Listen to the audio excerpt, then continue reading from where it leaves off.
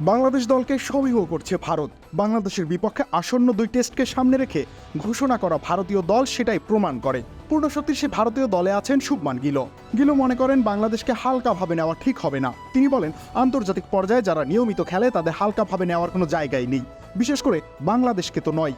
সর্বশেষ পাকিস্তানের বিরুদ্ধে টেস্টে ওরা দারুণ খেলেছে, রীতিমতো সমীহ জাগিয়েছে তারা। বাংলাদেশের 2টি বিভাগের কথা আলাদা করে বলেন শুভমান। তার মতে বাংলাদেশ পেস বোলিং আর মিডল অর্ডারের ব্যাটিংয়ে খুবই শক্তিশালী। বললেন, বাংলাদেশের পেসাররা এবং মিডল অর্ডার ব্যাটাররা দারুণভাবে নিজেদের কাজ করে চলেছে। সেই দিক থেকে দেখলে বাংলাদেশের বিরুদ্ধে দারুণ সিরিজ হতে চলেছে। টেস্টে 3 নম্বরে ব্যাটিং করেন শুভমান। সেই চ্যালেঞ্জ দিতে প্রস্তুত তিনি। বলে দিচ্ছেন, কখনো কখনো নিজের পছন্দের জায়গার বাইরেও খেলতে হয়। দক্ষতা আছে বলেই সেখানে খেলানো হয়। তারপরেও নিজেকে প্রমাণ করার জায়গা থাকে, আমি নিজেকে প্রমাণ করতে প্রস্তুত। আগের ব্যর্থতা ভুলে নতুন করে শুরু করতে চান শুভমান। তিনি বলেন, ওয়েস্ট ইন্ডিজ আর দক্ষিণ আফ্রিকার বিরুদ্ধে আমি 3 নম্বরে নেমে সেভাবে রান পাইনি।